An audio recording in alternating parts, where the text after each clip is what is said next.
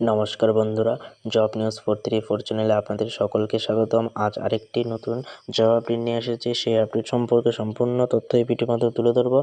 তাই দ্রুত সহকারে জব নিউজ 434 চ্যানেলটিকে সাবস্ক্রাইব করে ফেলুন, যাতে আগামী দিনেও আপনারা যে কোনো ধরনের গভর্নমেন্ট জব অতি সহজে এবং খুব তাড়াতাড়ি পেয়ে যান।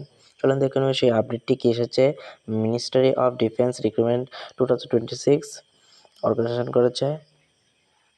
Minister of defence, post name হচ্ছে জেনারেল এমপ্লয়েন্স রেগুলার।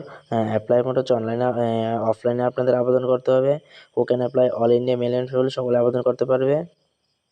স্যালারির কথা কী বলেছে? 18,000 ফার্স্ট জয়েন হবে, প্লাস জিপি থাকবে। পে লেভেল বলছে কি তা 1/7 CP। এজ লিমিটের কথা কী বলেছে? মিনিমাম এজ হচ্ছে 18 বছর হতে হবে, ম্যাক্সিমাম হচ্ছে 50 বছর হতে হবে। অ্যাপ্লিকেশন ফিসের কথা কী বলেছে? জেনারেল অফিসে তাদের 500 টাকা হতে হবে, ST SC PWDতে তাদের 250 টাকা হতে হবে। Selection process check notification for the most, যেটা হচ্ছে সিলেকশন প্রসেস কীভাবে হবে তা জানার জন্য নোটিফিকেশনটি চেক করার কথা বলেছে। এডুকেশন কোয়ালিফিকেশন হচ্ছে candidate should be have passed 12 from recognised board, 12 passed হতে হবে।